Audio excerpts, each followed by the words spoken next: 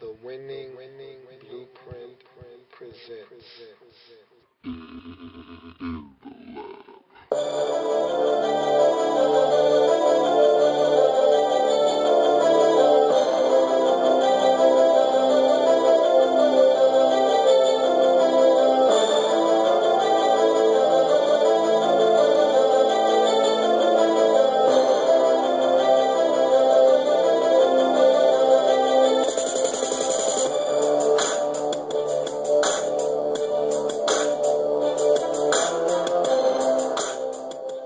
In the lab room. Welcome. You are in the lab room. I'm your host, Lou. Thank you for joining me. And it's Friday. Long day. It's Friday. It's been a long day. Got a lot of shopping in. You know how it goes on Black Friday. This isn't your first time. It's not your first rodeo. So it's kind of late. So coming to you tonight, want to talk about what transpired on Thursday with the Thursday matchups. I want to get to 2 out of the 3, of course. The Redskins and the Cowboys matchup will be reserved for the Redskins report. But the other 2 matchups, the first being the Houston Texans traveling to Detroit to take on the Lions. Let me first say this. It was a clean sweep on Thursday with the road teams, which is rare for, Thursday on Thanksgiving, which is rare for any day, any week in the National Football League. It's hard for you to go on the road and get a win, let alone all 3 of the games being a wash with all road teams going and getting it done. And it's strange that that would occur on Thanksgiving because it's a short work week. The team at home has the advantage because they don't have to travel. They get that extra day of practice. They get the extra rest. They're at home. And every road team came in focused with a game plan and were able to execute and get a win on the road. Now the Texans, theirs is a little tainted, and let's get to that game first. The Texans were able to go into Detroit and find a way to win. This was a game the Texans should have lost, flat out. No doubt about it. They should have lost this game. I came into this game thinking, and I said this in the brief preview that I gave for this game, that I didn't think it was going to be a shootout because the Texans got away by the skin of their teeth a week ago against Jacksonville, a team that they shouldn't and had absolutely no business giving up 34 points to. They gave up 34 points to the Jacksonville Jaguars, 37 points to the Jacksonville Jaguars. They went to overtime. Jacksonville got that field goal, made it 37, so they gave up 37 to Jacksonville, a team that hadn't scored probably over 23 all season. So I said, okay, that's going to wake them up. That's going to serve as the wake-up call that the Houston Texans need. They needed someone to remind them that, hey, you're not as good as you think you are. You're still not a perennial playoff participant. You're not a team that has earned respect over the years by being a good football team year in and year out. You're still a young pup. You're still wet behind the ears. And so we tend to forget, because Houston has been playing so good this season and they played well last season, that this is relatively all new to them. This isn't a position that they're used to being in. One that says, hey, you're good. You're the alpha male. You're on top. And everyone is chasing you. They're used to being the underdog, the nice story, the team that everyone's sleeping on and they can come up, sneak up from behind and get a win. Now they're the hunted. They're used to being the hunter. And it's different when you're the hunted. It's different when every week you're getting the opponent's best shot. And that's what's going on with the Houston Texans right now. And I think they're starting to wilt under that pressure now. Give them the benefit of the doubt. They're injured. Everyone's banged up, but they have some key injuries. If you look at their linebacking corps, I don't know what they're going to do next week if a couple of these guys can't suit up and play. When you look at the heart and soul of that defense, Brian Cushing, he's gone with a torn ACL for the whole season. So you're not going to see him again. You look at their other outside linebacker, Brooks Reed. He injured himself in the last game against the Lions. Don't know what his status is. He might not be able to go next week. You look at Brady James. He injured his hamstring. Don't know what his status is moving forward. And you look at Tim Dobbins, the guy that hit Jay Cutler and put Jay Cutler out with the concussion. He's injured now. What do the Texans do on defense at linebacker? It's just a tough situation for the Texans right now. They're struggling, though. And I think the source of their struggles start with the fact that Brian Cushing got injured. Ever since he was injured in that Green Bay game, you've seen that defense slowly, steadily decline. They had that one game against the Ravens where they showed up, showed out, and were able to get a victory in a very convincing fashion. But you look at all their other games, they've slowly declined on defense. Throw that Bears game out of the window. Forget about that Bears game. That was a sloppy mess at Soldier Field. We already know Soldier Field doesn't have the best surface to play on to begin with. You add a little bit of rain and that thing can get out of control. Don't even consider that game when talking about the Texans playing defense. You need to look at all the other games since that Green Bay game and look what the Texans have been able to do on defense. Even that Buffalo game, I wasn't impressed with their defense, even though they were able to beat Buffalo handily. And they didn't blow Buffalo out, and I thought Buffalo moved the football. They just couldn't score points. So this Texans defense has to turn it back up because we're getting to this portion of the season now where you can't be playing subpar football. If you're the Texans, you got to be playing your best football right about now because now it's about to become real. And they're going to make the playoffs. They're going to win their division. They're going to get a bye most likely in the playoffs in the AFC. That's probably going to be a given. However, don't be one of these teams that has a tremendous regular season, wins 12 or 13 games, and then gets a bye week, comes off the bye, and gets thrashed by a team who just played the previous week, won, and is a buzzsaw and just goes right through you like a piece of wood. Don't be one of those teams that comes off the bye, has a home game, and gets smashed, having a great regular season only to get destroyed in the playoffs. That's what these Texans look like right now. But it's a long way to go. I was disappointed in this game because I felt like they needed to run the football more with Arian Foster. I thought that the defense, they played too soft, and they gave the Lions opportunities. I told you this Lions team can and will score, but I didn't think the Texans would allow it to happen. And the Lions were going up and down the field, and I said they needed to find someone opposite Calvin Johnson. Enter Ryan Broyles. This is a guy out of Oklahoma that got injured in his senior season. He was a very productive college receiver.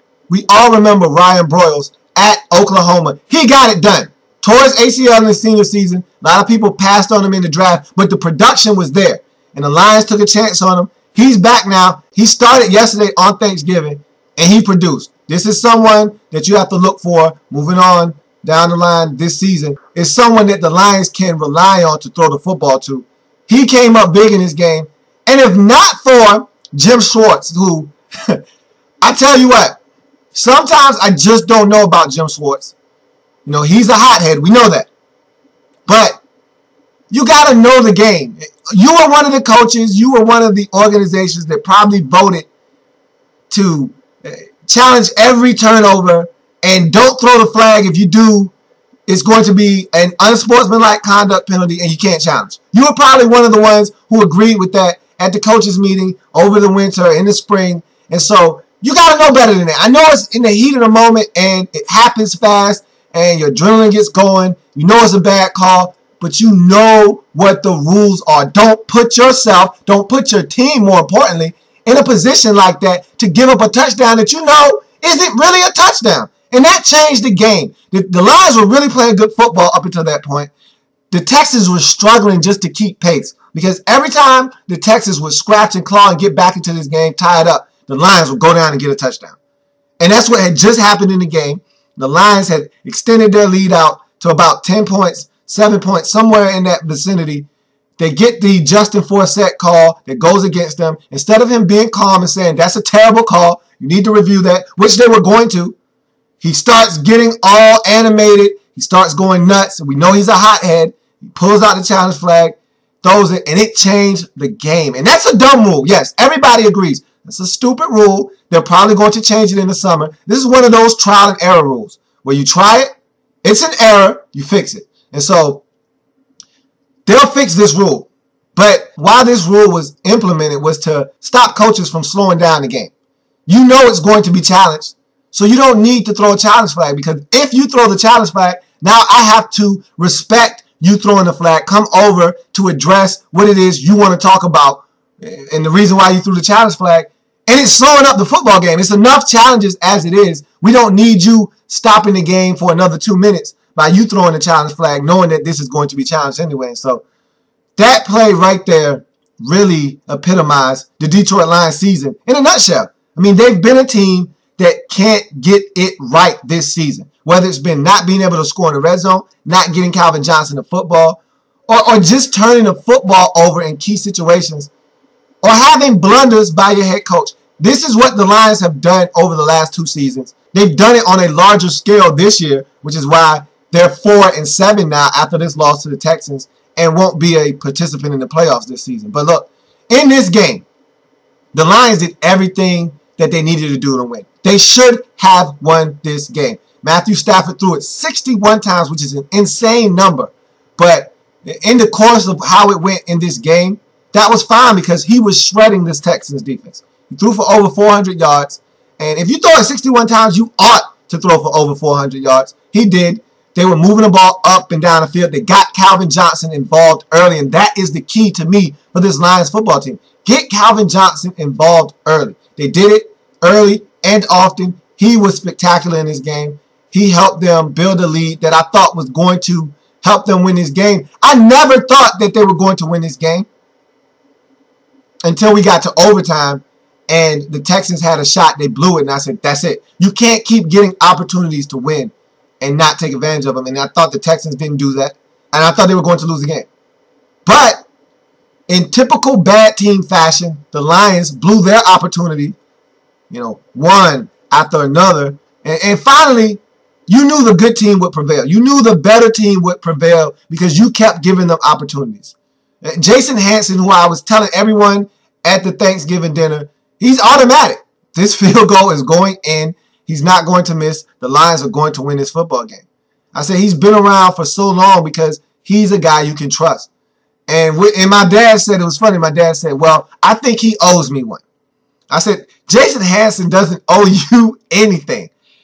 And wouldn't you know it, doink right off the pole, no good. And once he missed that, I said, man, that's not good. That's not good at all. That's a bad omen. You doink one off the pole, chances of you winning are slim to none. And after he missed that field goal, I said, they can't win this game. They just can't. It's not going to happen.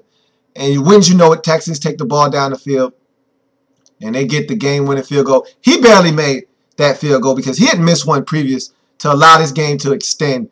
And it's amazing what 2 yards can do. Both teams lost 2 yards before they kicked their field goal, the ones that they missed. And each team missed that field goal by those same 2 yards. And I tell you, the NFL is a game of inches. Never more true than when you watch field goal kickers miss a field goal after you just lost 2 yards on the previous play. Or it's 4th and inches and you don't get it.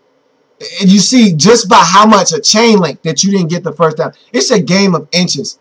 And just the slightest mistakes. These two teams elected to run running plays that were unsuccessful before they attempted their field goals, and it came back to bite both of them. Bit the Lions more so than it did the Texans because they were able to come away with the victory. But nonetheless, you got to be smart when you're kicking these field goals. You know that your field goal kicker, both of these kickers can get it done from 45 and over. But Shane Graham is a kicker that his career high is only 53. And that was probably about 6 years ago when he was with the Bengals. He's not going to kick a 52-yard field goal convincingly. You don't want to put him in the position to have to kick a 49-yard field goal. Kickers like Shane Graham that are older, that have been in the league a long time, and really don't display the ability to kick a 55-yard field goal, you want them as close as possible. So if you're the Texans and you get in 3rd and long, throw a screen pass. Throw a hitch, throw a slant, throw it out, something. Just get positive yardage. Don't just run and say, hey, we should be able to get 4 yards. Because teams know you're going to run. They're going to stack the box. And that's what the Lions did. Stopped them for a 2-yard loss. Those 2 yards proved to be the difference of that ball hooking left or going through the uprights. Same situation with the Lions. You had an impressive drive to get down there. Then you want to start being conservative. Now you want to run the football on 3rd down before you kick the field goal. Why are you running the football? Why not throw a simple pass? And it's safe. If you don't catch it, so what? You just kick the field goal from wherever you are. But if you run it, the chances of you getting stopped for a loss, it's just like running at the end of a game where a team knows you're trying to run out the clock. They have timeouts. They're trailing. They have to stop the clock. You don't want to have an incomplete pass because you know an incomplete pass is like a timeout for them. You're stopping the clock. So you elect to run the ball 3 times. They know the run is coming. And so they're stacking the box to stop the run. On a field goal attempt, when you get close to field goal range, that's how it goes in the National Football League. Teams elect to just run it because they want to set up a field goal.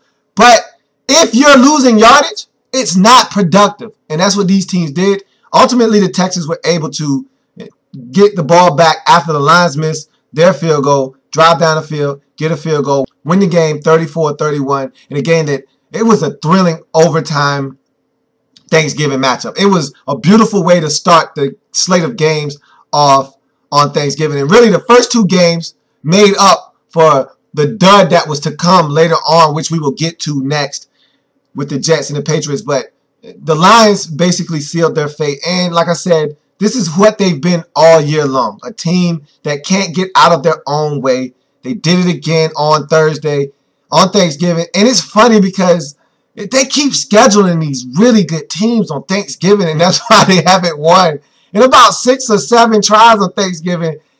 And it's ridiculous that the teams that come in here, I mean, the season that the Titans were 10-1, you remember that? The Titans, one of the Titans 10-1. And Chris Johnson was playing out of his mind, and they were having an excellent season with Kerry Collins. And they happened to play the Lions on Thanksgiving. Teams that just come out of nowhere, they always seem to be booked on Thanksgiving against this Lions team, and it's tough for them to get a win. The Lions lose again, 34-31. They're now 4-7 on the season, and they're done. Stick a fork in them. They're done. It's so fitting that that last loss came on Thanksgiving to stick a fork in them, because literally that's what you can do. Carve them up, stick a fork in them. The Lions are done at 4-7 in the NFC North. You can't get out of the hole that they've just dug themselves. They're done. Meanwhile, the Texans moved to 10-1 on the season. I have not been impressed with these Texans the last 2 or 3 weeks.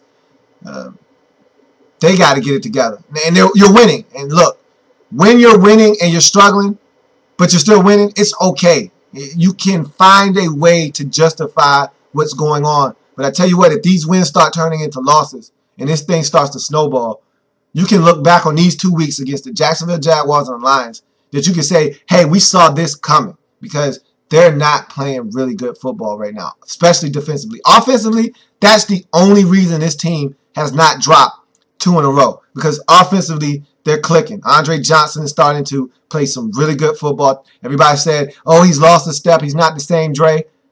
Watch me. That's what he's saying. Watch me. I'll show you who's not the same Dre. He's going out. He's playing big-time football right now. Arian Foster is doing what Arian Foster does. Matt Schaub is showing that he's trying to step into that next group of quarterbacks. They're playing really good on offense right now, but this defense needs to pick it up, because you will not win in the playoffs playing the type of defense that the Texans are playing right now. But they get it done, 34-31 in overtime on Thanksgiving. They go to 10-1, and now they are closing in on wrapping up the AFC South division. Just a few more wins will probably do it for them. This is a big win for the Texans because, again, they're not playing well, but to still get a win means you're a good football team. So we get to the night game, and this nightcap was so disappointing because you just came off of 2 good football games. You're full, you're stuffed, you're feeling good. You know, if you knock back a few drinks, you might have been feeling a little good, and you're like, man, let me plump down in my couch and get a little bit of this nightcap action. And to see this garbage that we got, it just speaks volumes to the struggles of the Jets. And this was a microcosm of their season. I was actually happy to watch this because I don't like the way the Jets are handling anything right now. I just heard a report that Tim Tebow had broken ribs. Why was he even dressed? You aren't going to play him. What are you dressing him for? Again, the Jets just making a mockery of a situation. If anyone deserved to get embarrassed on national television on Thanksgiving, it's New York Jets. At home, and to see the fireman out there just sitting there with the longest, deepest look of "We stink" on his face, it told a story of epic proportions that this Jets team is a terrible football team who lacks direction. It starts at the top. Woody Johnson, the owner, Mike Tannenbaum, Rex Ryan, all of these guys don't know what they're doing right now. They're all going in separate directions, and it looks like it on the football field. The product that you get on the field is an indication of what's going on behind the scenes. And this team right now stinks. And upper management right now stinks. There will be changes made in the offseason. I don't know who's staying, who's going, but I tell you one thing. It will not be the same hierarchy come next year. Some guys will be packing their bags and moving on. Of course, we know the owner isn't going anywhere, but I tell you what, either Rex or Tannenbaum will be gone next year, if not both. This is a train wreck. It's a mess. And I know this Jets team was going to have one of these happen. I just didn't know when. I thought they would play so much better against the Patriots. They always give it their maximum effort against the Patriots, but not in this game. I mean, I said in the preview, the key to the game was Sanchez couldn't turn it over. What does he do in the first possession? In typical Mark Sanchez fashion, he throws an interception. That's what these Jets do. That's what Mark Sanchez does. And the Patriots took it down the field, scored a touchdown. So, okay, 7-0. The Jets have an opportunity. They drive the ball back down the field, and what do? They turn it over again. Patriots get the football. Boom, just like that, it's 14-0. Then, after it went to 14, you say, okay, you're in the danger zone now, Jets. What are you going to do? What are you going to do? And this is when you know things are going south. This is when you know things. Mark Sanchez tucks the ball, and he runs into his own lineman. This is the most freakiest thing you'll ever see. Runs into his own lineman, fumbles the football, they pick it up and run for a touchdown. And after that play, you knew this thing was, and I think at that point it was like 28-0. I mean, you knew this thing was going in the wrong direction fast. I mean, this thing was going 110 miles an hour in the wrong direction if you were the Jets. I mean, you couldn't have had this thing go any worse. And then to make matters worse and add insult to injury, on the ensuing kickoff, the Jets return man Joe McKnight coughs it up, coughs it up, right into the hands of Julian Edelman, and he just runs in the end zone for the. At that point, I turned the game off. I didn't need to see anymore. I had better things to do. It was 35-0 in the second quarter. The Jets had quit. It was done. I was finished. I said, if you quit, I quit. If you won't put up a fight, neither will I. I had to turn it off because I couldn't stand to watch any more of that. That was a disgrace on Thursday night. It was an absolute destruction of the Jets, and the product that you're getting on the field stems directly from the confusion and the lack of direction from upper management, and it just trickles down onto the field. And this was an absolute train wreck, and this is more to come of this from the Jets. Okay? It's more of this to come. They're not finished making an absolute mockery of themselves. There's more of this to come. This isn't the last time the Jets are going to get embarrassed. And it couldn't happen to a better team. Honestly, the Jets, they need this. They need to be embarrassed because I think that they think more highly of themselves than they really are. They're not that good of a football team. They don't have a very good roster. They're not coached very well. He didn't have, and I will give Rex Ryan credit. He can coach defense. But he doesn't have any players to play defense with. And so, Patriots got it done 49-19 in this game. They go to 8-3 on the season. Jets fall to 4-7, and again, with the theme of Thanksgiving, you stick a fork in them, they're done. People around the league thought they still had an outside shot making the postseason. I was one of them because beginning of the season, before the season started, when I started with my lab reports, I said that this Jets team was going to make the playoffs. And I stuck by that steadfast, and I said they're going to find a way to make the playoffs. They didn't do anything this season that I thought they were going to do. I thought offensive coordinator Tony Sparano was going to be a lightning rod for this team. Thought he was going to use Tim Tebow in ways people couldn't imagine. I've been very, very disappointed in the lack of usage of Tim Tebow. I mean, there's no diversity whatsoever. When he comes in, you know what it's going to be. It's going to be a run with Tim Tebow. It's going to be some kind of a draw handoff, option read look where he can either give it to the running back or he can pull it out and run. Garbage. If I know it's coming, you know it's coming. What do you think the opposing defense knows it's coming? Of course. So, garbage. Don't like the way they utilize him. I don't like the way they've utilized the limited weapons that they have on offense. And so, they deserve everything they've gotten to this point. And it'll be more to come. Stay tuned for that because there's more times where the Jets will throw up all over themselves coming up for the rest of the season. So, stay tuned for that if you really enjoy it as I do. So, Jets don't get it done. They drop to 4-7. Patriots are now 8-3. And they're going to wrap up that AFC East here shortly. With the Bills and the Dolphins being the two next closest teams, both of them having a really good opportunity of losing this week. They don't get it done. For all intents and purposes, the Patriots will be locking that division up in the next week or two. Because no one else in that division is really that good. That's apparent just by looking at the records. You're looking at the teams on the football field, you'll know that these records are a very good indication of what these teams are. So, moving forward, let's get into the Sunday slate of games where there are a lot of interesting matchups. If you watch the show on Wednesday, you will know that I said already, this is the toughest week in terms of slate of games. This is the toughest week to pick winners all season long. It's not even close. This is without a doubt the toughest week of games I've seen all season long. So let's delve into it. Let's talk about each game, break them down, see what we can get accomplished in the way of picking out some winners. So let's get into that right now. First up on the slate of games on Sunday is a matchup that sees the Buffalo Bills traveling to Indianapolis to take on the Colts. The Bills coming off of a close win on Thursday Night Football. Seems like it's been an eternity since they last played. Meanwhile, the Colts are coming off of an absolute beating at the hands of the Patriots. And so they've got to be salivating to get back on the field and kind of get that bad taste out of their mouth.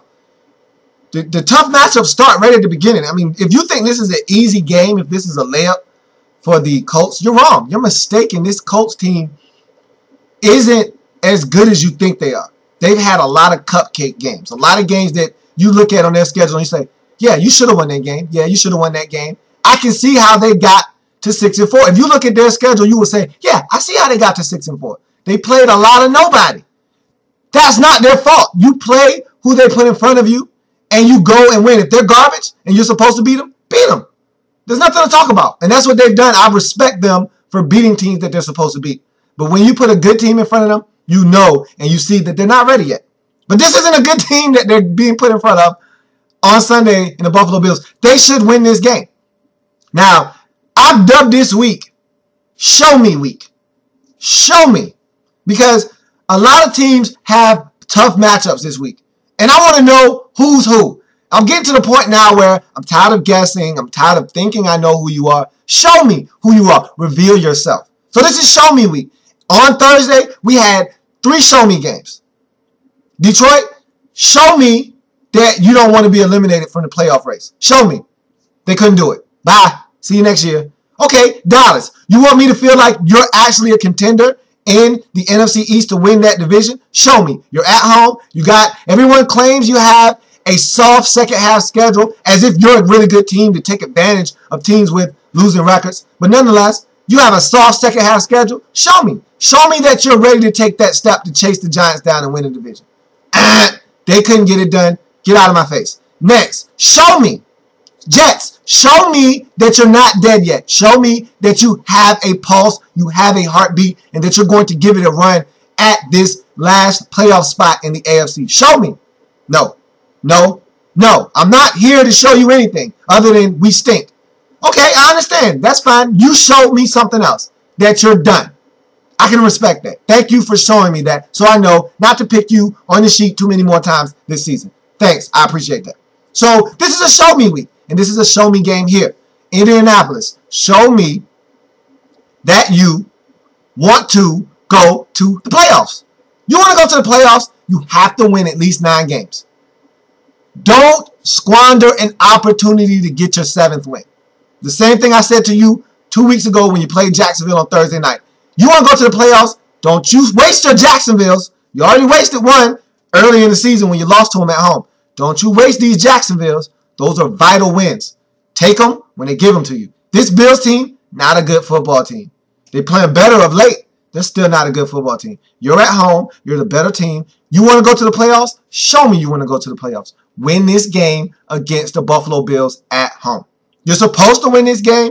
You want to go to the playoffs? You need to win this game. I think the Colts in this game will go back to what they did early on against the Patriots before they just imploded. Run the football, be balanced, give Andrew Luck every opportunity to carve this Bills defense up.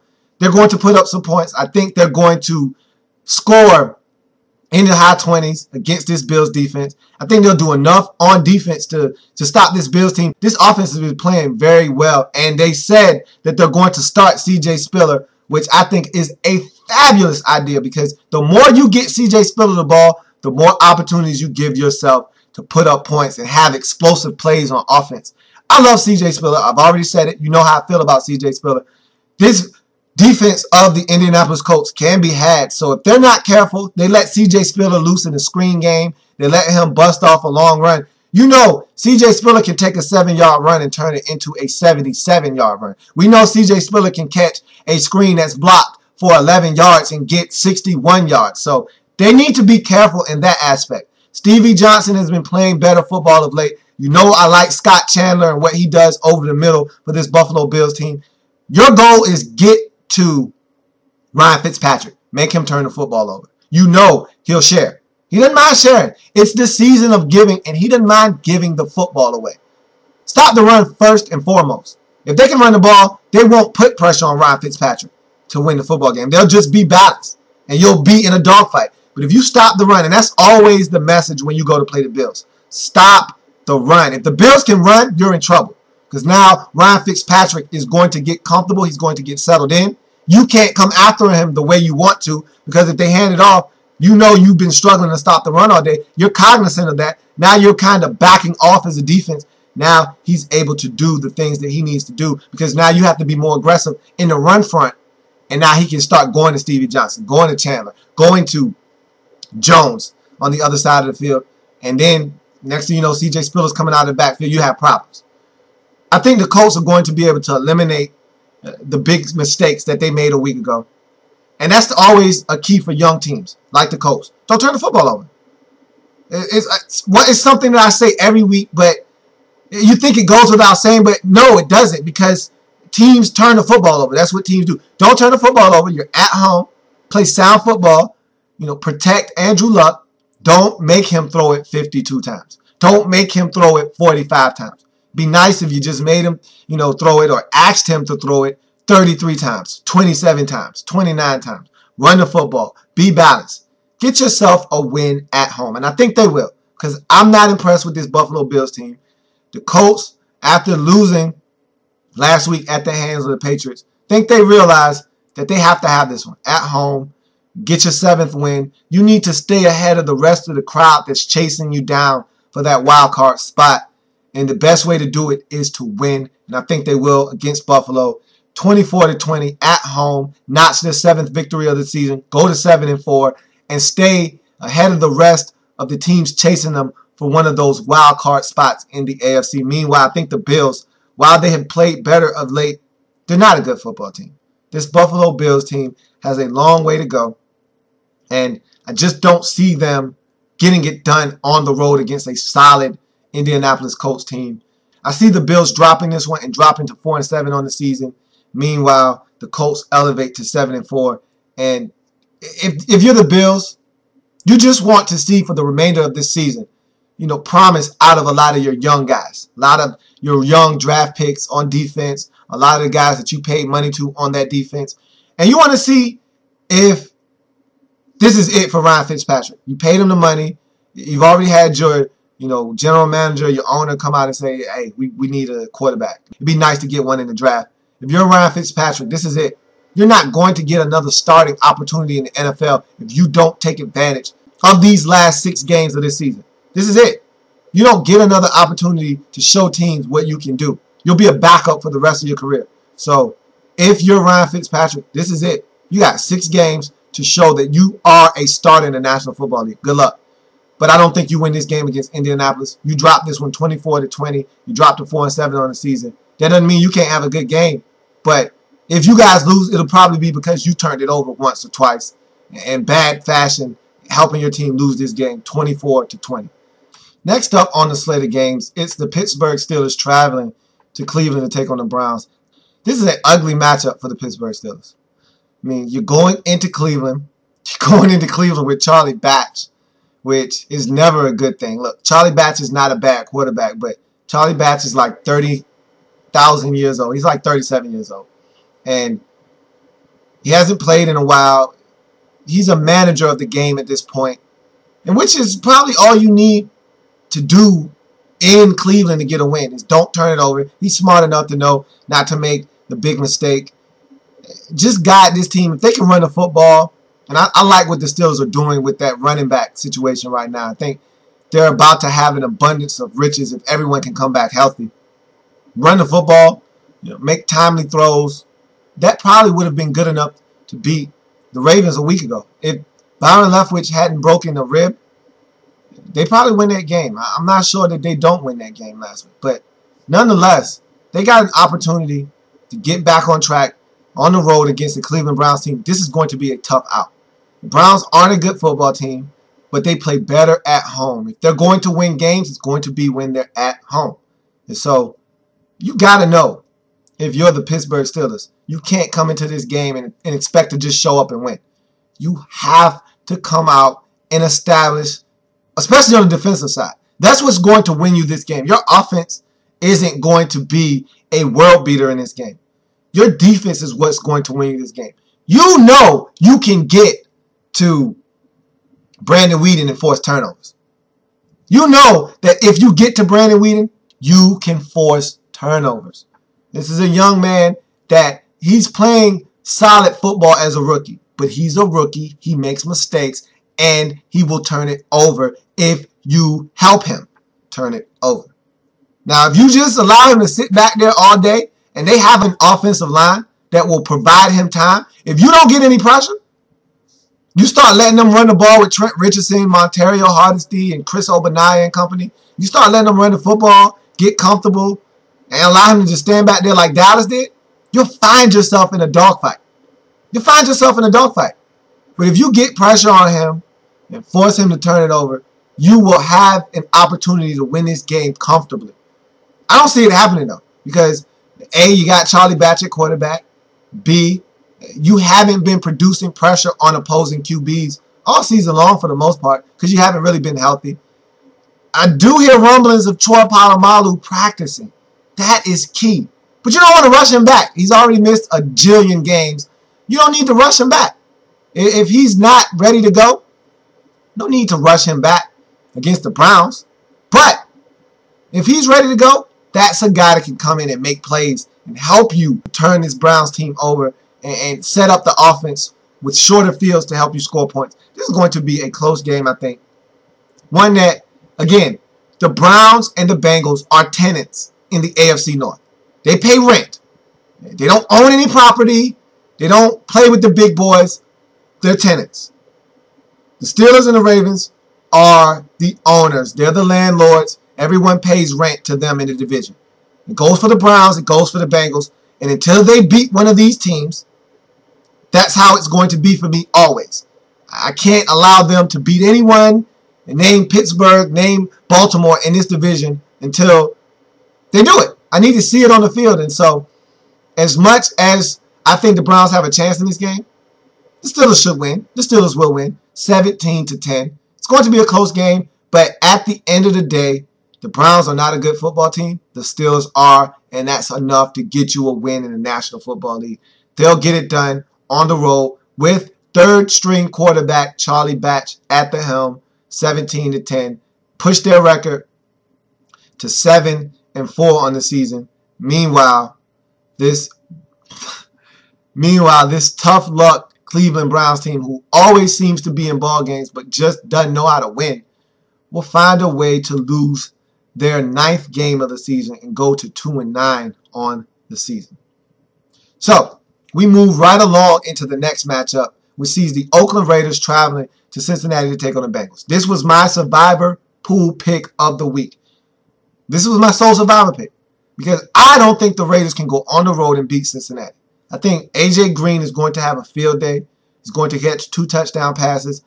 I think the Red Rifle, Andy Dalton, is going to get it done. He's going to throw about 3 touchdowns in this game. I think the defense for the Bengals up front is going to manhandle that Raiders front and get pressure on Carson Palmer. And we've seen that Carson Palmer doesn't mind throwing interceptions. He may throw 2 touchdown passes, but he'll also throw 2 or 3 interceptions as well. So they're going to get pressure. They're going to force Carson Palmer to make mistakes. The key for them is, can you make sure that the Raiders can't run the football? Last week, they ran the ball effectively against New Orleans. They just couldn't stop the Saints from scoring points. And that's what I expect to happen in this game. They can run the ball. They can be effective on offense. They just aren't able to stop the other team from being just as effective, if not way more effective. And then, of course, the Raiders turn it over, too. That never helps when you're trying to win a game when you're not the better team. You can't afford to turn it over. And I think they're going to do that against the Bengals. I think the Bengals are going to take advantage of mistakes that the Raiders make, turn it into points. And I think they're going to win this game comfortably, 33-16 over the Raiders, notching their 6th victory of the season. And look, this Bengals team who started out the season 3-1, had struggles in the middle of the season, are now starting to gain momentum again. Now they're 6-5 if they can get this win against the Raiders. Now they're right there looming around that last wild card spot in the AFC. Meanwhile, the Raiders are doing what the Raiders do this time of year, which is nosedive. They were once 3-4 on the season with a chance to get to 500. And since then, they've lost 3 straight. And I see them making it a 4th straight as they lose to the Cincinnati Bengals 33-16, taking their record to 3-8 on the season. So the Cincinnati Bengals need to show me. And this is a show me week. Show me you want back into this AFC playoff race. Show me. You're at home. You got the Raiders. This is a layup. Put it in the hoop. Moving on, the Minnesota Vikings are traveling to Chicago to take on the Bears. This is a strange matchup. Divisional matchup. Minnesota has not played the big boys in this division yet. They've played the Lions twice, beat the Lions twice. They're 6-4 in the season. They're playing really good football, a surprise team this year. But they haven't played Green Bay. They haven't played Chicago in this division yet. And so that's what I was waiting to see. What do you do against the elite in your division? You know, it's okay to beat up on Detroit twice. It's okay to find ways to beat teams that you're supposed to beat. You know, what do you do when they tell you, hey, you got Chicago this week. Hey, go to Green Bay and find a way to win. What do you do then? What does your young quarterback, Christian Ponder, do? How does this offense, how does this defense respond? No Percy Harvin. You're coming off a bye week. No Percy Harvin. He's out. So you're down 1 weapon. You only have really 2.5, maybe 3 weapons. That's if you want to count Kyle Rudolph, which I don't think you use enough. But you know Adrian Peterson's a weapon. You know Percy Harvin's a weapon.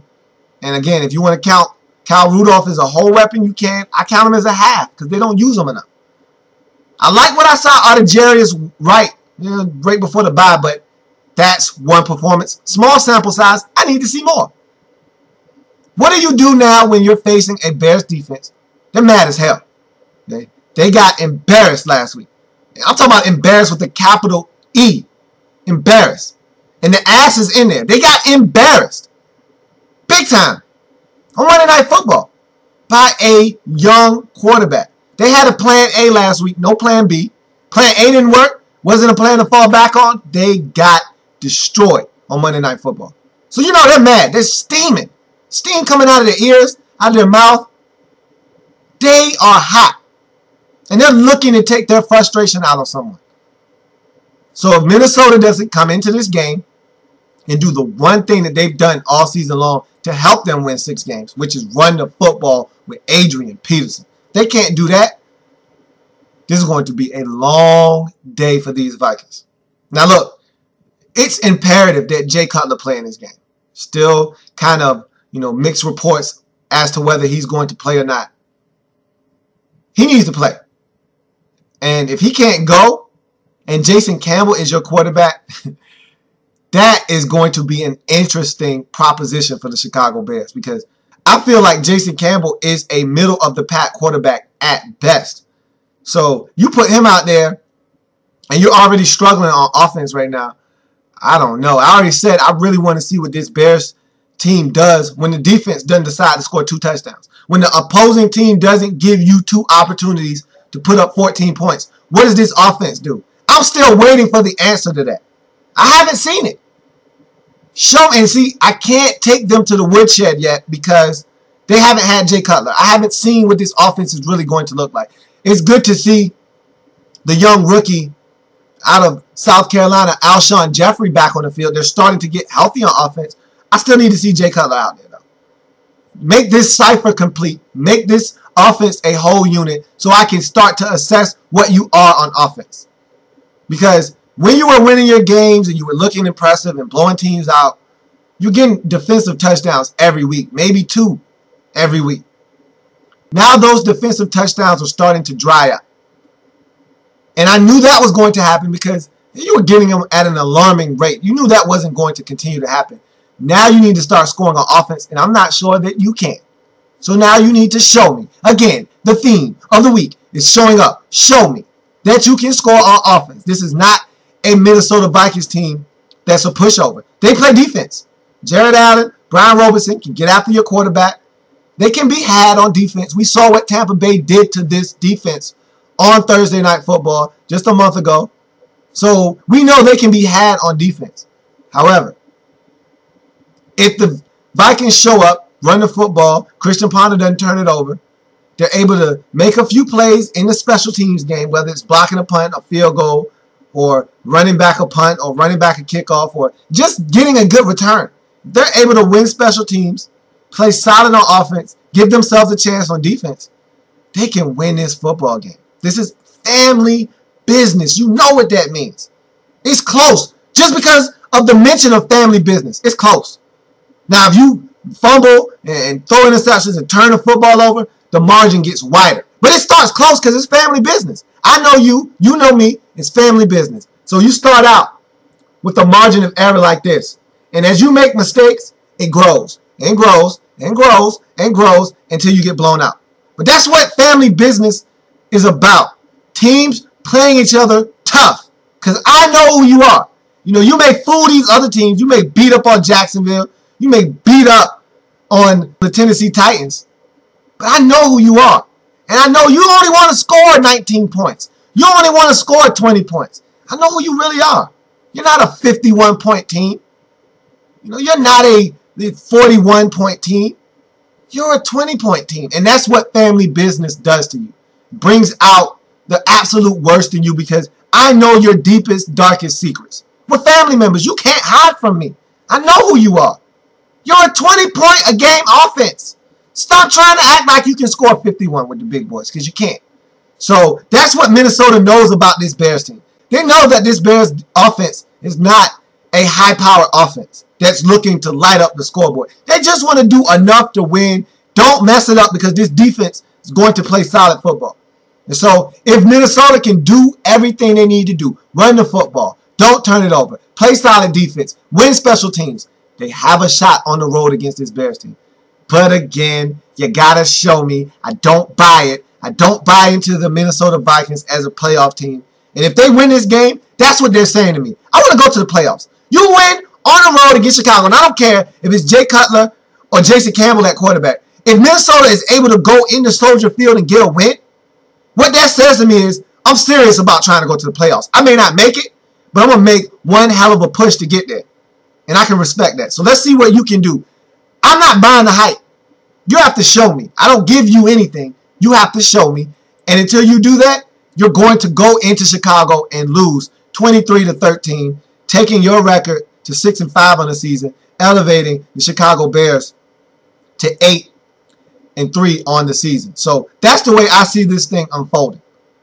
But if you can find a way to get it done, this will be an interesting dynamic in this division. This thing will start to look funny. It's going to start to look different because we already know the Bears have flip-flopped with the Packers now, and the Bears are now in second place.